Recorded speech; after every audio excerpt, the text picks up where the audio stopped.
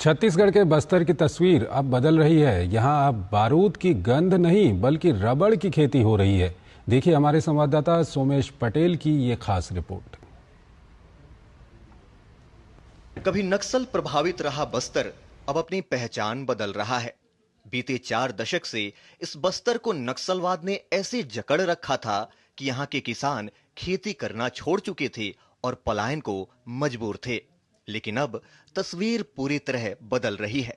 बस्तर में अब व्यापक रूप से रबर की खेती को लेकर मुहिम तेज हो गई है। राज्य सरकार ने केंद्रीय रबर बोर्ड के प्रयास से यहां प्रयोग के तौर पर रबर का प्लांटेशन भी किया है और जल्द ही इसे किसानों के खेतों तक पहुंचाने की भी तैयारी है। बस्तर जिले में कमर्शियल एग्रीकल्चर को ध्यान में रखते हुए, यहाँ के होबो हवा को ध्यान में रखते हुए पिछले साल हम लोग रबर बोर्ड से कोऑर्डिनेशन किया था। उसके आधार पर हमको 1200 पौधे मिले थे। टोटल 1200 पौधे जो मिले थे, लगभग 1100 से ज़्यादा पौधा आज के दिन में भी जिंदा है।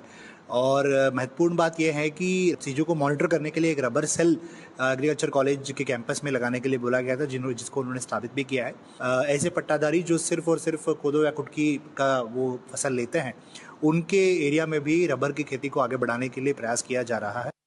पूर्वोत्तर राज्यों के साथ ही बस्तर और ओडिशा के कुछ क्षेत्रों को मिलाकर 2026 तक देश में 2 लाख हेक्टेयर क्षेत्र में रबर प्लांटेशन का लक्ष्य रखा गया है।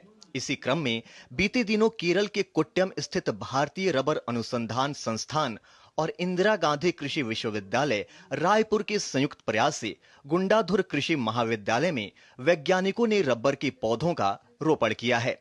इंदिरा गांधी कृषि विश्वविद्यालय के कुलपति ने बताया कि बस्तर क्षेत्र की जलवायु रबर की खेती के लिए बहुत अच्छी है। ऐसे में रबर की खेती से किसानों को अच्छी आमदनी की उम्मीद है। हमारा बस्तर बाहुल्य जो क्षेत्र है उसमें क्लाइमेटिक कंडीशन बहुत अच्छी है और बस्तर के लिए सूटेबल है। तो हम लोगों ने इसका प्रयास किया है और कभी 2 एकड़ में करीब हमने 1500 से 2000 बस्तर के रबर के प्लांटेशन का हाई यील्डिंग वेराइटी जो हमको वहाँ से मिली थी केरल से, उसका प्लांटेशन किया है। स्टेट गवर्नमेंट में जो जिला पंचायत है या जिला समूह है, फार्मर समूह है, इन लोगों से हमने टाई अप किया हुआ है और इन लोगों के साथ मिलकर उनका चिन्हांकन करते हैं। और चिन्हित जमीन में चूँकि इसकी तकनीक थोड़ी सी टिपिकल है तो उस तकनीक को सिखा के, और ये बिल्कुल वेस्टलैंड में होने वाली है, तो ये एक बहुत सोर्स है जिसमें बहुत से बस्तर के किसान जो हैं अपने वेस्टलैंड में खेती ही नहीं करते। तो नॉन खेती वाली जो ज़मीन है और जो टपरी टाइप की ज़मीन है उसमें इसका हम उत्पादन कराने का प्रयास कर रहे हैं। यहाँ के जो गरीब किसान हैं, हमारे आदिवासी किसान हैं, उनके आय के बढ़वार में एक बहुत अच्छा स्रोत होगा। उम्मीद है कृषि वैज्ञानिकों और सरकार के प्रयासों से जल्द ही यहाँ के खेत रबर के पौधों से लहलहाएंगे और किसानों के आर्थिक हालात भी सुधरेंगे। बस्तर के नासूर बना नक्सलवाद अब धीरे धीरे कमजोर होता हुआ नजर आ रहा है। बस्तर के किसानों के जितने बंजर भूमि है, खासकर नक्सल प्रभावित इलाकों में, ऐसे किसानों को चिन्हांकित कर उन्हें रबड़ उत्पादन के लिए प्रोत्साहित कर प्लांटेशन की तैयारी की जा रही है, जिससे अब बस्तर की तस्वीर बदल रही है। Somesh Patel, DD news, Chhattisgarh.